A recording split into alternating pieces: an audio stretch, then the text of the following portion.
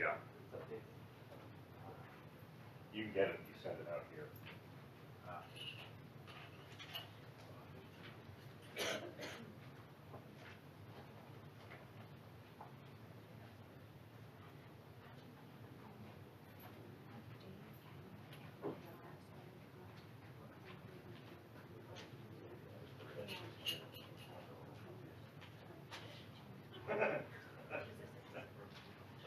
That was the same thing. That's all myself sending it.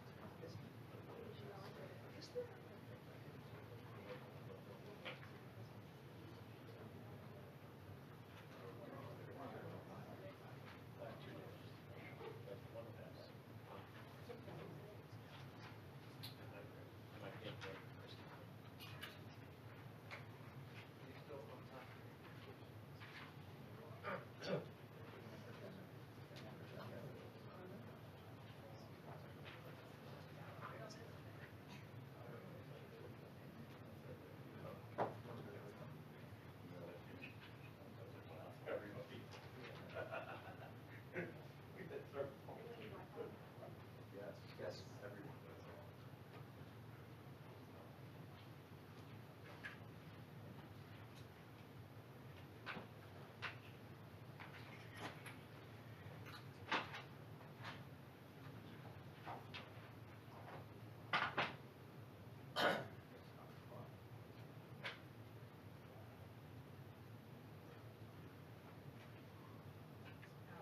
I'm just giving you an overview.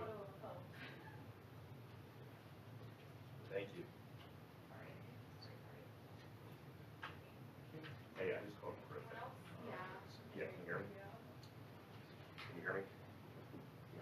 So I just called Griffin, Frank, and told him, like, we could try to do it. I've got to pick a fight. John.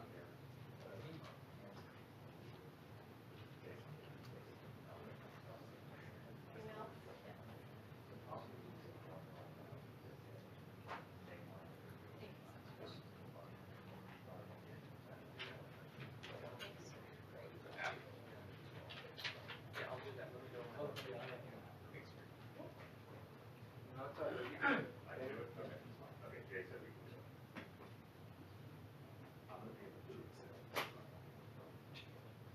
Yeah, I said it'd be fine. So.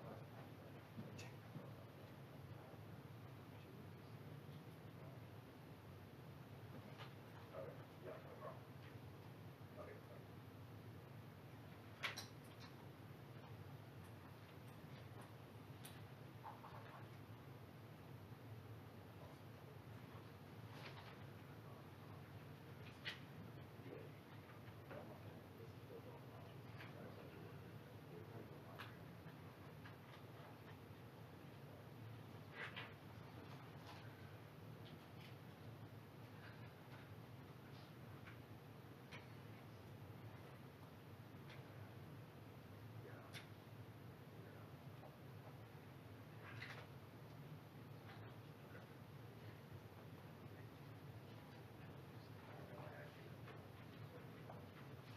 John, you have an IFB up here?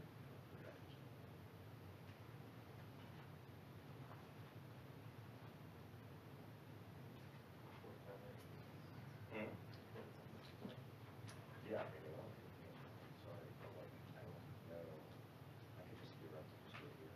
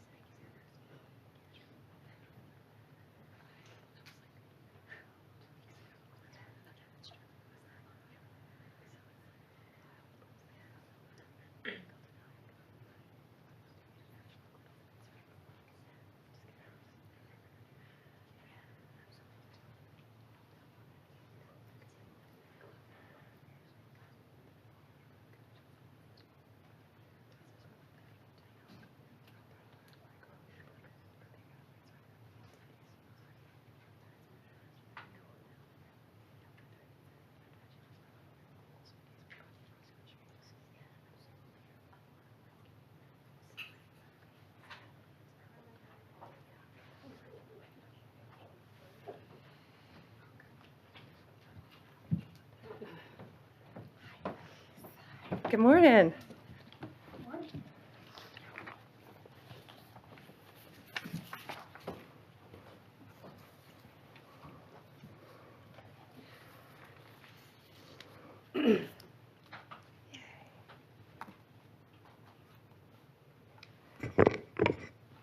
Good morning. With me here today, I have our great Secretary of Education, Linda McMahon, Representative Laurel Libby of the Maine State House, Linnea Saltz of IWF Women's Sports Advocate, Stephanie Turner, a fencer, Zoe Hutchison, a Maine athlete, Cassidy Carlisle, a Maine athlete, and my dear friend, you all know Riley Gaines, who has been a champion on this issue for women. Today, the Department of Justice is announcing a civil lawsuit against the Maine Department of Education. The state of Maine is discriminating against women by failing to protect women in women's sports. Pretty basic stuff. This is a violation of Title IX. The Department of Justice will not sit by when women are discriminated against in sports. This is about sports. This is also about these young women's personal safety.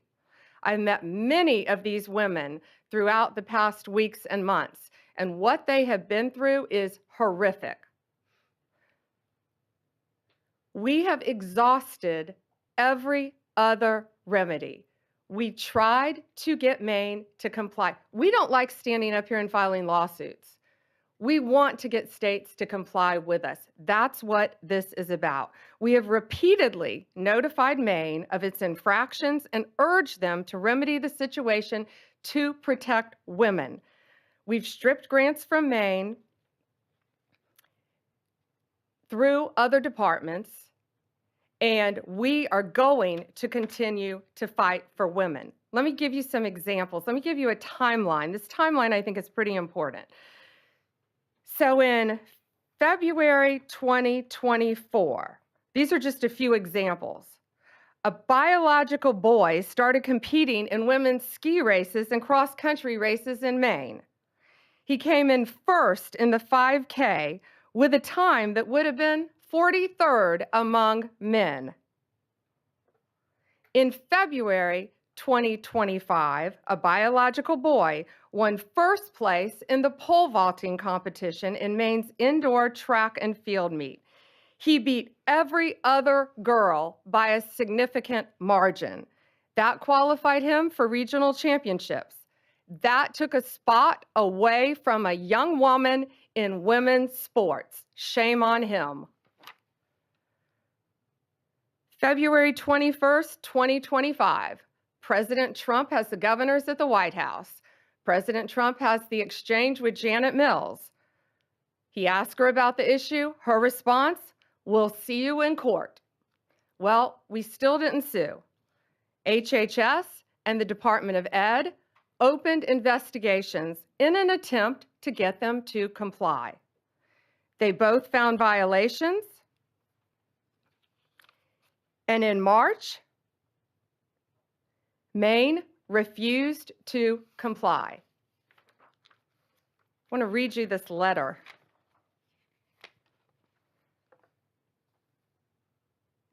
This is from the Maine Attorney General to the Department of Education. We will not sign the resolution agreement. We do not have revisions or a counterproposal. We agree we are at an impasse.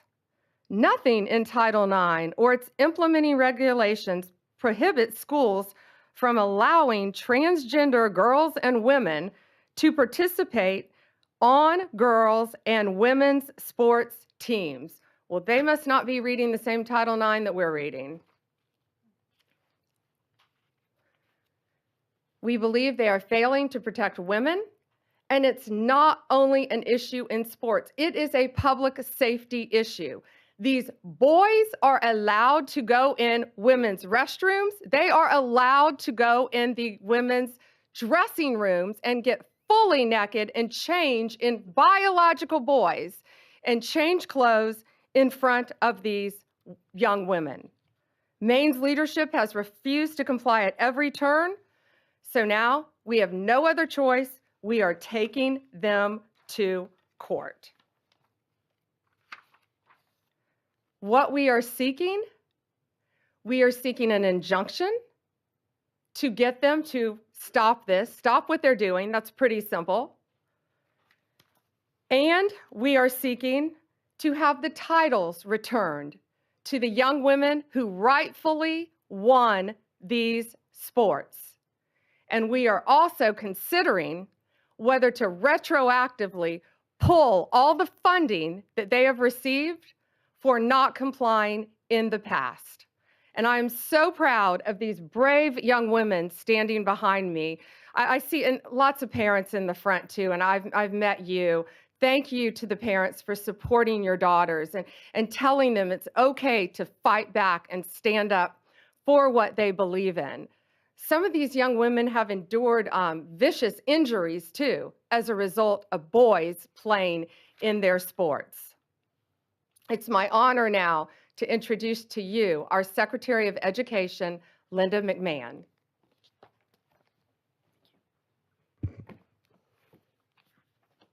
Good morning, everyone.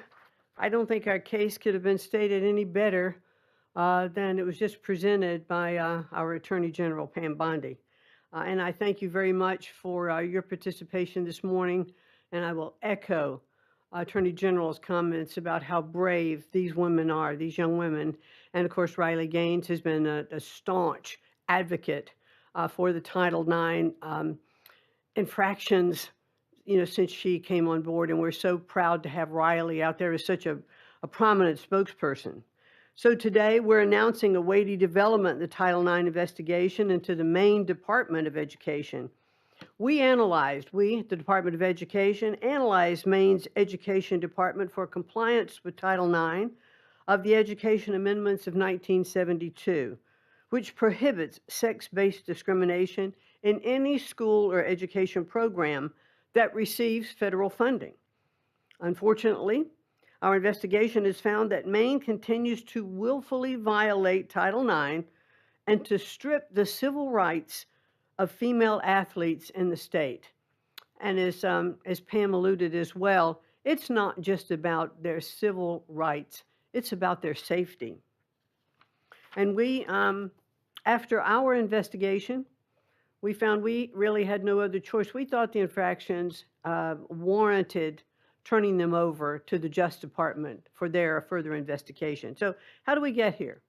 On February 5th, President Trump signed the executive order keeping men out of women's sports, which directed all states and educational programs receiving federal funds to cease the practice of allowing males to compete in sports programs for women. They didn't make this up. This is the law. This is Title IX. This executive order was aimed at protecting women like fencer Stephanie Turner or volleyball player Peyton McNabb from being injured and unfairly outmatched by male athletes. President Trump didn't pull any punches. He explicitly warned Maine and Governor Janet Mills that Maine would risk losing federal funding if it continued to allow males to participate in women's sports. Governor Mills chose to openly flout Title IX compliance, telling President Trump, and I'll repeat what the general said, "We'll see you in court," and obviously we are going to. That same day, our Office for Civil Rights opened an investigation into the Maine Department of Education and Maine School Administrative District Number 51 for permitting males and girls sports and denying female-only intimate facilities.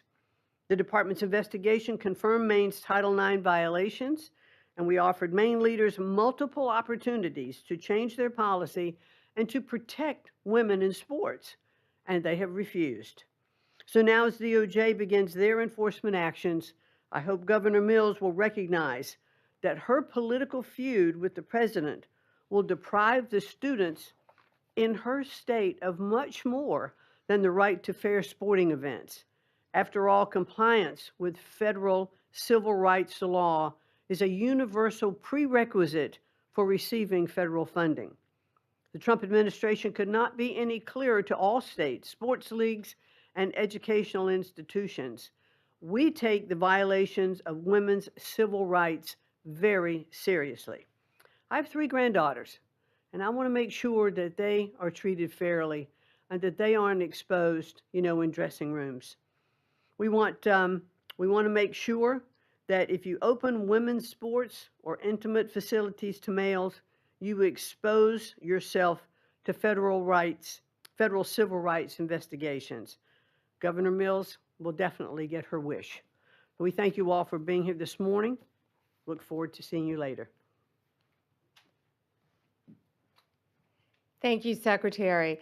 I'd now like to introduce to you State Rep Laurel Libby from Maine, who has been a champion for these young women in the state of Maine. And thank you, Representative. Thank you, Attorney General Bondi. It's unfortunate that we have to be here today because Governor Mills and legislative Democrats, along with the Maine Principals Association, continue to persist in discriminating against Maine women and girls. They are out of alignment with 2/3 of Mainers who believe that biological males have no place in girls' sports. Earlier this week, MSAD 70 School Board voted unanimously to align with Title IX. They're in alignment with 2/3 of my fellow Mainers. And I would encourage other school boards throughout Maine, I would exhort you to speak up for Maine girls similarly and vote to align with Title IX.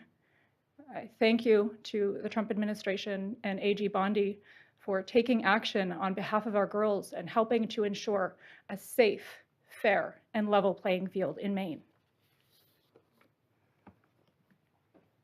Thank you. You know, President Trump, before he was elected, this has been a huge issue for him. Pretty simple. Girls play in girls' sports, boys play in boys' sports. Men play in men's sports, women play in women's sports. And he got to know a great young woman during that time named Riley Gaines. And we are all so proud and honored to have her here with us. Riley has been a champion nationally for this issue. Riley, please join us. Thank you. Well, goodness gracious, it's an honor to be here, to stand beside, of course, Secretary McMahon, Attorney General Bondi, these amazingly brave athletes, Representative Libby. But truthfully, I'm frustrated. I'm frustrated that we have to be here, that we as women have to stand before you all on national television demanding equal opportunities, demanding privacy in areas of undressing, demanding safety in our sports. Amazing to me that we are still here fighting this fight, that the Democratic Party has really doubled down, tripled down, quadrupled down on their ridiculous stance, but that's exactly what they've done. Let me tell you what sports has done in my life. Of course, in terms of athletic achievement, I very proudly finished my career as a 12-time NCAA All-American, a 5-time SEC champion, actually the SEC record holder in the 200 butterfly, making me one of the fastest Americans of all time. A 2-time Olympic trial qualifier, SEC Scholar Athlete of the Year, SEC Community Service Leader of the Year. The list goes on, but again, just to really reiterate, it's a lifelong journey. It's how I met my husband. It's what gave me my lifelong friends. It taught me how to be a leader. It taught me how to set goals and work to achieve those goals. All things that, of course, I'm utilizing in my life now beyond sports, that leadership in Maine, Governor Mills, Democratic leadership really across the nation, that's what they're denying girls and women of. I'm sure you guys saw the clips and the visuals that surfaced following President Trump's executive order signing of this EO, barring men from participating in women's sports within any educational program that receives federal funding. And it was the most amazing thing to be there. And you have all of these young girls. I'm talking 5, 6, 7, 8 years old. They've got their jerseys on, their sports uniforms, their big bows in their hair that they wear on the soccer field. That visual means more to me than I could possibly put into words, and that is what is at stake here. That is who Governor Mills is fighting, not Donald Trump. It's those little girls, and I believe that's sick. It's regressive is what it is. They do this under the guise of progress, indicating we are moving in the positive forward direction. No, what Governor Mills is doing, and again, Democratic governors across the nation, is deeply regressive and utterly misogynistic. Over the past 3 years, I've had the opportunity to speak to countless girls in Maine and again across the country, countless parents, coaches who all virtually say the same thing. Why wouldn't anyone protect my athlete?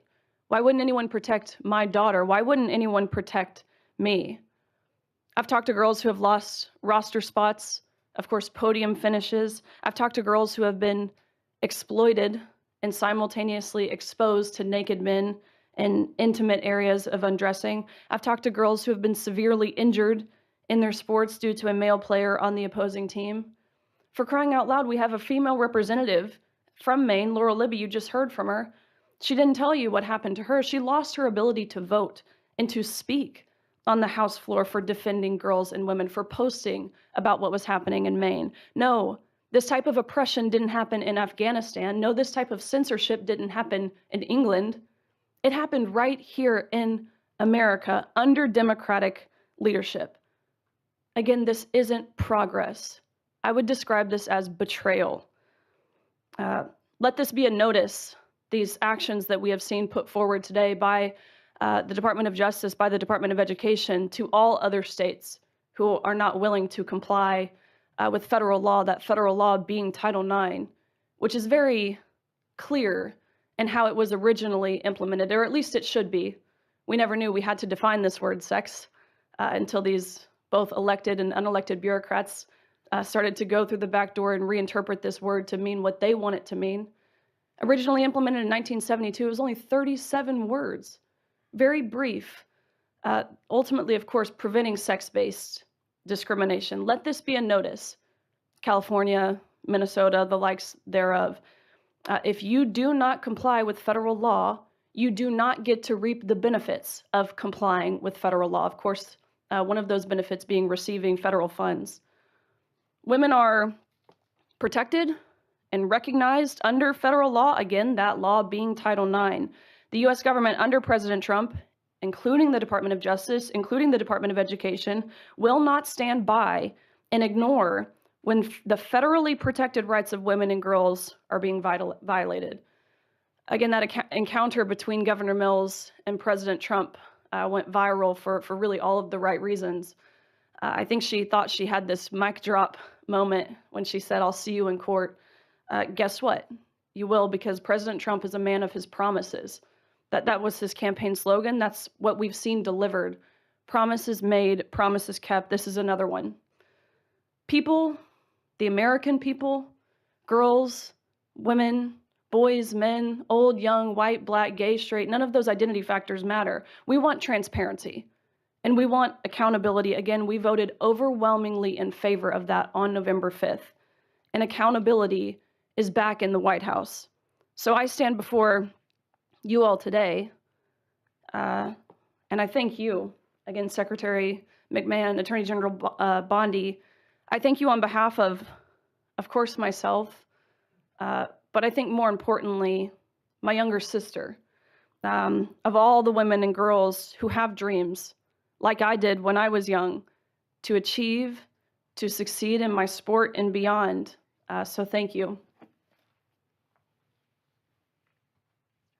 Riley, thank you. And Zoe would now like to say something.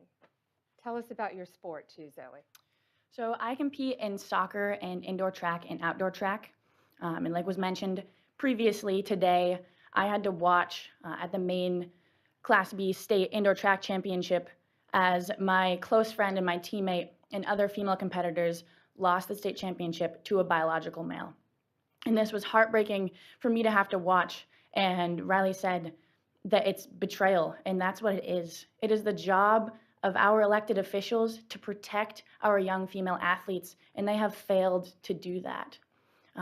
We walk into sports expecting to have a level playing field, and to walk into the state championship to see a biological male there and to lose to a biological male, that's betrayal. And so I am extremely grateful to AG Bondi for standing up for us when our elected officials aren't doing that.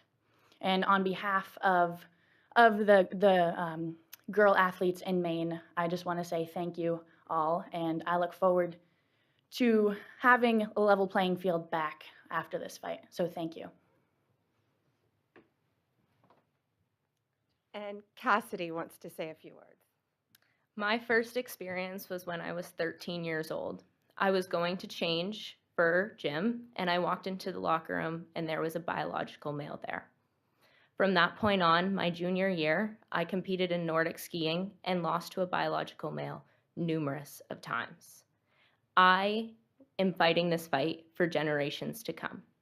And the fact that our governor can look the women of our state in the eyes and say, I'm not going to fight for you, is heartbreaking, and it's betrayal, like Riley said. I just want to thank all these women standing behind me and President Trump for fighting for us, because even though my own governor isn't fighting for me, I know there are people out there fighting for me. Thank you, Cassidy. It takes a lot for these young women to be standing up here saying this too. And again, I'm looking at their amazing parents in the front row who have supported them, who I've gotten to know, who are protecting them every step of the way and telling them that they have a voice to stand up for themselves and future generations of young women to come and many athletes. Gates, should we take some questions? Yeah, absolutely. Questions? Mary Margaret, Daily Wire. Thank you, Attorney General Bondi. I wanted to ask if there's other states that you're focused on. Which ones are next for these types of abuses, including men and women's prisons? Well, first we're looking at, for this, we're looking at Minnesota, we're looking at California, we're looking at many, many states, but they are the top two that should be on notice because we've been communicating with them. And just like Maine, we're not going out there, we don't want to be suing people, we want them to comply with the law. And that's what we're doing. We have given them opportunity, Maine, an opportunity over and over again. The Department of Education, HHS, they went and sat down with them in person, multiple meetings, and got nowhere. So now this is where we are because they refuse to protect young women in their state. So yes, Minnesota, California, multiple states. As far as prisons, had nothing to do with Title IX. We took away funding from Maine as well. We decided to go a different direction in our grants, because we saw one reason they allowed a 6'1", 245 giant man who had violently, no murders, nice, but he had violently murdered his parents with a knife and the family dog, serving life in prison, and he chose to identify as a woman. So guess where he's being housed? In a female prison in Maine. So therefore, my office, we don't want to give any more money to the Department of Corrections in Maine if that's how they're going to act. We're going a different direction in our funding. Sadie with the Journal. Hi there.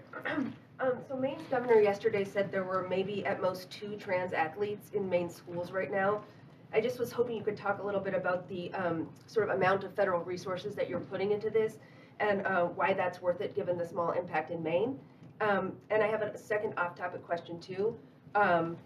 Given that it has some of the same elements as the fire bombings of Tesla dealerships that you've charged federally and called domestic terrorism, I'm wondering if you would say the arson at Pennsylvania Governor Josh Shapiro's house would also be domestic terrorism and something you would investigate federally, and if not, what constitutes domestic terrorism? Okay, so first the on-topic question about the, I haven't heard Janet Mills' comment. Governor Mills said it's only a couple trans athletes. Well, I think those are boys who identify as girls wanting to beat girls in girls' sports. Well, if one young woman is in jeopardy, one, that's enough for us to be standing up here. One, no boy will be undressing in a girl's locker room. No boy will be walking in a woman's restroom. And no boy, when we're finished with this, will be beating young girls in sports. These young women have, many of them have trained, what, since you were in elementary school for your sport? Riley, when did you start swimming? 4 years old. They have trained their entire lives. Some of them have lost scholarships. They have lost regionals. They have lost state because of boys. I don't care if it's 1, I don't care if it's 2, I don't care if it's 100. It's going to stop, and it's going to stop in every single state. Tesla. You ask about, yes, Tesla, you ask about, so I spoke to Governor Shapiro. I think you're referring to his governor's mansion. I spoke to him. It is absolutely horrific what happened to him. Kash Patel also spoke to him. We have been praying for Josh, for his family. Those photos, it was horrible. I firmly believe they wanted to kill him. The defendant allegedly said he was going to use a hammer if he could have gotten to the governor. I've known the governor many, many years. It is horrible. And yes, we are working with state authorities to do, it's now a pending investigation, anything we can to help convict the person that did this and keep them behind bars as long as possible. David? Two questions, one on topic and one off topic. Sure. I'll start with the on topic. Minnesota and California, you mentioned you're looking at them. Are there active investigations into those states? Are there conversations? In which state do you expect to be next based on those conversations? Both. We have reached out to them. We have sent them letters. We're in the same posture we were in the beginning here with Maine. So let's see what they do. Let's hope they comply. Again, we don't want to sue anyone. We just want you to comply with federal law and protect girls, period. But yes, we are fully prepared to sue them and others that we will be looking at as well. And then my off topic, big topic over the past few weeks, Kilmar Abrego Garcia in Maryland. He's in a prison now in El Salvador. He was sent there. You insist, the president, everybody in the administration insists that he is MS-13. It appears that there's not going to be any sort of trial. He's not going to come back. DHS said he would be arrested and redeported if he comes back. Why not show the American people the evidence that he's MS-13 so they can make an informed decision? And that goes the same with this Henry Josue Santos, who was picked up in Virginia, who is now presumably going to be deported as well. Why not show the public the evidence? Well, he is an illegal alien who has been living illegally in our country from El Salvador. ICE testified, an immigration judge ruled he was a member of MS-13, an appellate judge ruled he was a member of MS-13. Hard stop, he should not be in our country. He was deported. They needed one additional step in paperwork, but now MS-13 is characterized as they should be, as an FTO, as a foreign terrorist organization. So he is not coming back to our country. President Bukele said he was not sending him back. That's the end of the story. If he wanted to send him back, we would give him a plane ride back. There was no situation ever where he was going to stay in this country. None, none. He would have come back, had one extra step of paperwork, and gone back again. But he's from El Salvador, he's in El Salvador, and that's where the president plans on keeping him. But the evidence, we're not going to see the evidence? We have the transcripts from the court hearings. I'll be glad to give you the court hearings from 2019, what we have, sure. With the rulings from the judges, gladly. All right, last one, Reagan. Reagan Reese, Daily Caller. Madam Attorney General, there's a Maine school board, MSA D number 70, which voted unanimously on Monday to defy the governor and to comply with Title IX. With the action you're taking today, will it be possible to exempt schools that comply from any future punishment? Yes. And I think that was very brave and bold of that school board. We just saw that as well. The question was one school board in Maine voted to comply. And again, that's all we wanted was compliance. So yes, we will not be going after them, looking at them in this lawsuit because they are complying and they're protecting women in women's sports. All right, thank you guys. Thank you.